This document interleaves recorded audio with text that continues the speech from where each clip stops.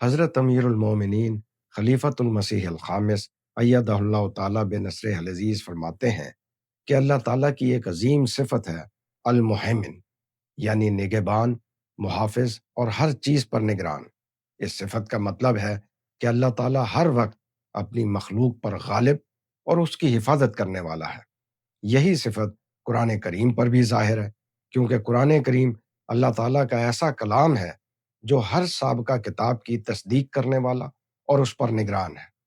قرآن کریم قیامت تک کے لیے ہدایت ہے، اس میں کوئی تبدیلی یا کمی بیشی نہیں ہو سکتی، کیونکہ اللہ تعالیٰ خود اس کی حفاظت فرما رہا ہے۔ اس لیے قرآن کریم صرف کتاب نہیں بلکہ اللہ تعالیٰ کی حفاظت اور نگرانی کی زندہ دلیل ہے۔